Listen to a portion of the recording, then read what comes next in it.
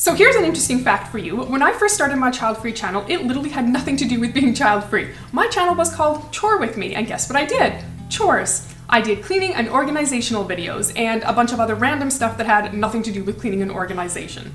And I bring this up because a few weeks ago, I was interviewed on the Childfree Girls podcast, and if you haven't watched that and you're interested in watching it, I'm going to leave a link down in the description box below.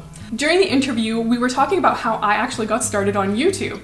Lenora, one of the co-founders of the Childfree Girls, was mentioning to me that it would be funny if I did a video that incorporated what I used to do, cleaning, with what I do now, talking about child-free stuff. I was just thinking you could still do cleaning videos, but talk about child-free topics. I mean, no one has done that yet. So Lenora, this one is for you. I'm going to be cleaning my house, and I'm going to be talking about child-free. For last week's video, I answered a bunch of questions that you guys had for me, and there were some that were submitted after I finished filming the video, so I'm going to go ahead and finish answering those questions while I do some cleaning. Last week's video will be linked in the description box below if you missed it. In general, do you think there is a stigma attached to the child-free lifestyle? I think this is a yes and a no answer because I do think some people are very stigmatized against child-free people. Maybe they don't understand it, or they don't agree with it, or it's just not very conventional and so they don't like it. But I do also think there are a group of people, and that group of people is growing, hopefully, that have no problem with people choosing the child-free life. It's just a choice like having kids. The choice to not have kids is just equally as acceptable. Does not having kids actually make you have a happier life in the long run? I think the answer to this question is going to be a little bit subjective, depending on whether or not you want to have kids. Kids are often seen as a way to have a happy life. So if you had an individual that wanted to be a parent and was denied that, they may look back on their life and say, I could have had a happier life had I had the ability to be a parent.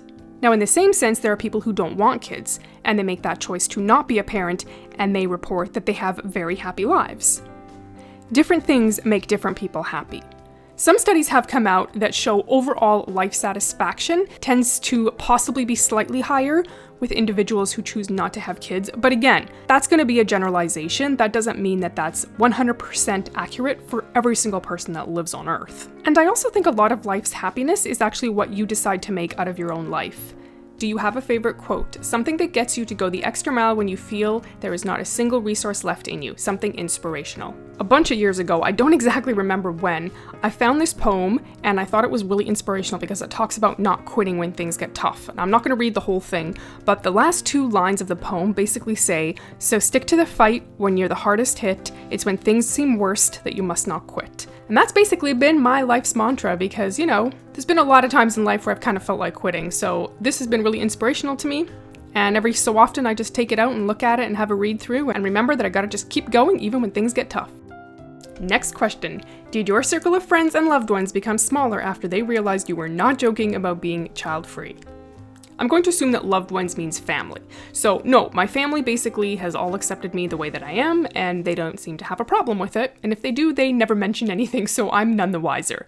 As far as friends go, yeah, there were definitely some changes there. Obviously, the majority of my friends have children, which is just something you get used to when you're child-free. And the friends that we are close to obviously don't have a problem with the fact that we're child-free. It tends to be more when we meet friends of friends. So if one of my good friends is introducing me to one of her friends, that's a mom, and that's when I notice that there are moms and dads who absolutely do not want to be friends with people who are child-free. You know, you make the introductions and everyone's polite and nice to each other, but then when you see them again, they make absolutely no effort to speak to me, or they obviously avoid me. Or you know when someone's just like polite nice and they see you, but you can tell that they're totally not engaged in the conversation and they're just not interested. I mean, maybe it's not because I don't have kids, maybe it's for other reasons. But I think if you're child-free, you know exactly what I'm talking about. You kind of get this vibe from people when they are holding you at arm's length and they're really not that interested in engaging with you. You can just tell. And maybe it's really uncomfortable for them and they have no idea how to relate to somebody that doesn't have kids because their life is their children. I feel like this has happened quite a bit, so I don't even really think that much about it. And if people feel uncomfortable and don't want to be my friend because I don't have kids, then that's totally their choice and they're allowed to make that decision.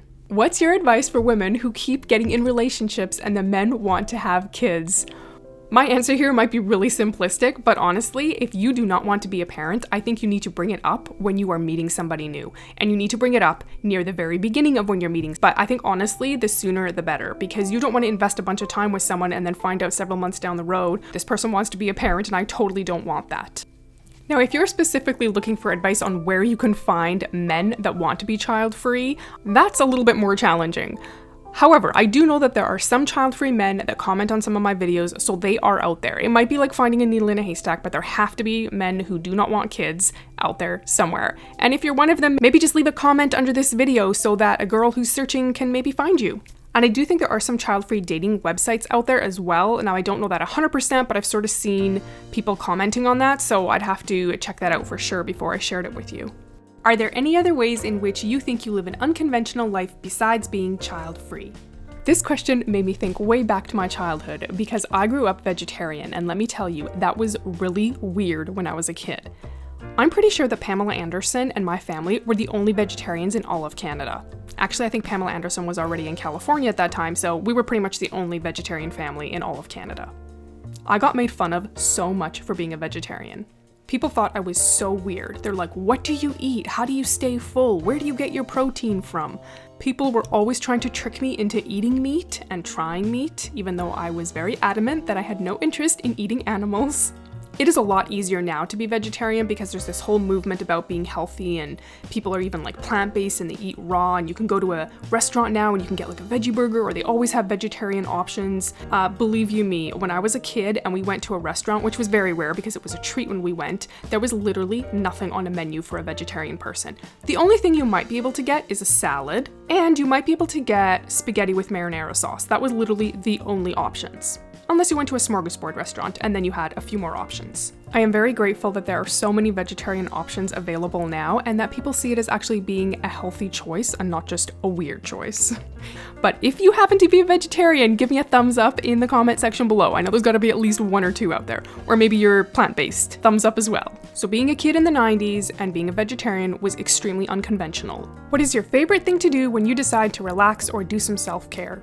Reading a good book right beside the fireplace with my hot drink, and maybe a little bit of chocolate, and a cat curled up on my lap.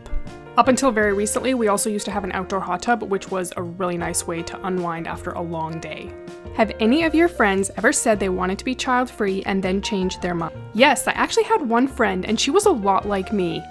And she was very strong in that she wanted to be child-free and that she didn't want kids, and she was like not interested in kids at all. She didn't hate kids, but she was totally not like a little kid person or a baby person. And she had a really fun life. She did all this stuff. She did tons of traveling and had all these adventures in life. And then I remember one day she was just like, you know what? I think I want to be a mom. I feel like I've kind of experienced everything in life that I wanted to experience up to this point, and I think I want to have a baby. And she did have a baby, and she absolutely loves her life as a mom. If you were to discover that you did not currently like the job you were doing, what would you rather do instead? So as I've mentioned before, I am trained as a physical therapist, and if I decided not to do that anymore, that is a tough one. Honestly, after having gone to graduate school, I would never go back to school again for anything. Not for that long anyway. I would do like online learning, but I would not go back to like a traditional classroom setting learning. Absolutely no way. But because this is a hypothetical question, and I'm going to just assume that money and time are no object, I would be a surgeon. I'm never actually going to go to med school to be a surgeon, but honestly, if I think of like any job that I think would just be amazing and super fun, it would be being a surgeon. But realistically, if I decided to quit what I'm doing now, I would actually be really interested in starting a business with my husband. He's really smart, he has a lot of skill, and we have strengths in different areas, so I think we would actually be really good business partners. So, you never know. That is it for the questions, so I will let you enjoy the rest of the cleaning video, and I will see you all next week. Hi,